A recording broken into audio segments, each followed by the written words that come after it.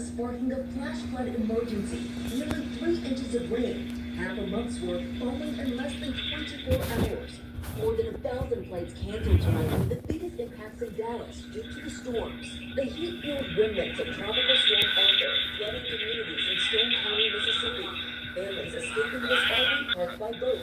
I just don't know what I'm gonna do next. And here in Baldwin County, Alabama, east of Mobile, roads inundated. For the people who live here, this is not a creek or a canal, though it's been functioning like one. This is their main road in and out of their community. Every time it rains pretty heavy, it flows pretty easily. How frustrating is that? Very frustrating. It makes it difficult to make it work and get home. And tonight, millions in the Midwest cleaning up from devastating tornadoes. Trevor Creek capturing the moment a twister slammed into his home in Effingham, Illinois. What in the world just happened? The whole house that I'm living in just got torn to pieces. And then another round of storms expected Saturday, potentially causing new flooding problems and worsening situations like the one that you see here. Residents stranded, now being pulled to safety by boat. David? I think about millions of families across the South dealing with this for days now. Morgan, thank you. We're also tracking the danger situation in South Florida tonight. Extreme heat and dry conditions fueling a massive brush fire in western Miami-Dade County. You can see the big smoke there causing air quality concerns tonight. Flames getting dangerously close to the busy Florida Turnpike, forcing several lanes to be shut down. Reports tonight more than 20,000 acres have burned in these brush fires there. Let's get right to ABC senior meteorologist Lee Goldberg, who's tracking all of this tonight, the floods and the fires. Lee? David, what a contrast over South Florida, the fires, and then over the Panhandle, the flash flooding. It's been a triple threat. The flash flooding, the tornadoes, it's all happening during the extreme heat. The flood watches go from Texas to central Georgia. It includes the Panhandle of Florida. The storms are more scattered tonight, but it doesn't take much to spark the flash flooding given the saturated soils. Tomorrow, the storms shift back to the central plains. Lots of heavy rain, a general 1 to 3 inches of rain. The timing, storms begin to fire tomorrow afternoon. They last into the night. However, 3 out of 5 in parts of Colorado, Kansas, and Nebraska. You know what? This system moves eastward. It's going to bring heavy rain to the northeast on Monday. David? We'll track it right here with you, Lee. Thank you. Now to President Trump and his deal with Iran tonight. The vice president's trip to this next crucial round of talks with Iran on their enriched uranium has now been put on hold. And tonight, the president, meanwhile, unveiling the new Air Force One, the $400 million gift from Qatar. And the Pentagon paid hundreds of millions in taxpayer dollars to retrofit the plane, which will then be transferred to the president's library when he leaves office. Here's Mary Bruce tonight. President Trump tonight unveiling his brand new Air Force One, a $400 million gift from Qatar, likely the largest gift ever from a foreign government. We had it all painted up, and these are the new colors, red, white, and blue. And we like that baby blue. It was time for change. The Pentagon spent 1 year and hundreds of millions of taxpayer dollars to retrofit the plane and make security upgrades. And when Trump leaves office, the plane will leave with him.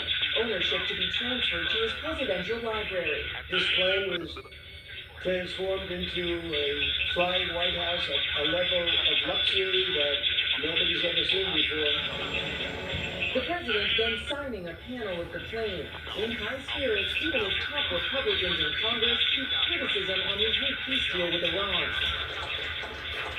Vice President J.D. Vance was expected to be in Switzerland today to kick off the next phase of talks to determine the future of Iran's nuclear program. But before he could leave, Iran pressing pause, postponing talks because Israel was still trading attacks with Hezbollah in Lebanon. A ceasefire in Lebanon is a key part of Iran's agreement with the U.S., but Israel wasn't included in that deal. The president telling Axios Israel will listen to him. They had a lot of respect for me, and they do as I say. While Vance has taken a strikingly harsh tone towards Israel. You're a country of 9 million people. You can't just kill your way out of solving every single national security problem you have. And David, tonight there is a fragile ceasefire in Lebanon, but still no word on when J.D. Vance is traveling to the nuclear talks. The top Republicans are saying his Ted Cruz are still bashing the plan for a $300 billion in construction fund for Iran, a quote, an exceptionally bad idea. David. Mary Bruce is reporting from New York tonight. Tonight, as time to tighten the load because of the World Cup. The FBI now joining the manhunt this evening for a highway shooter in Kansas City. A series of shootings reported on I-70 and I-670 with people on the way to a match being played there. Police say at least one person killed, several wounded.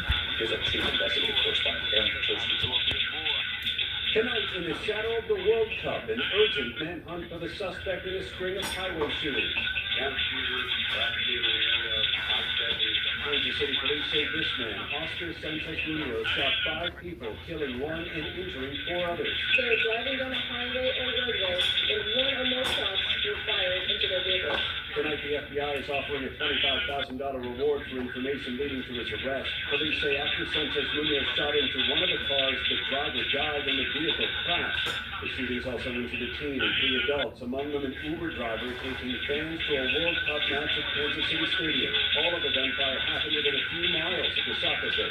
This is one person that's responsible for a series of shootings. We have law enforcement agencies, federal, state, and local, all looking for him right now as we speak. Police descended on 2 homes where they thought Sanchez Munoz could be. One caught fire, at the other, spent shells from the ammunition police used to get inside, littering the ground.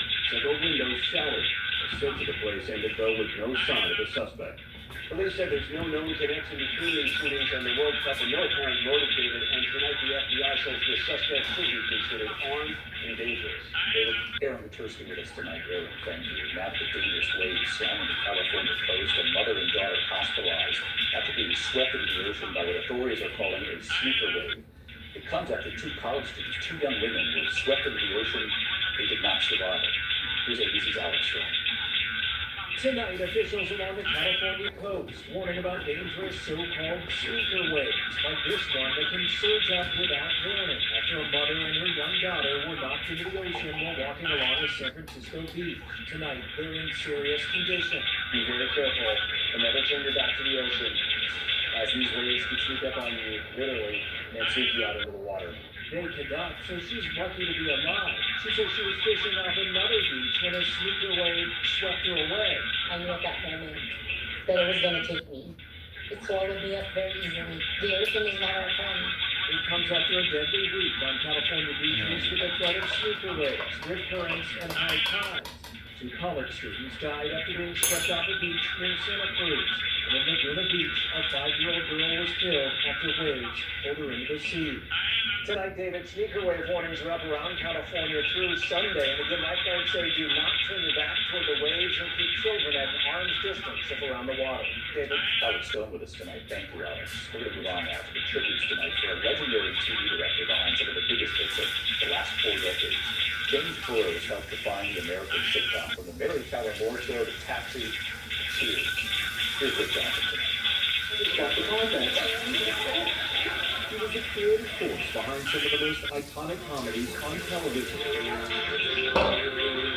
James Burrows directed more than 1,000 TV episodes.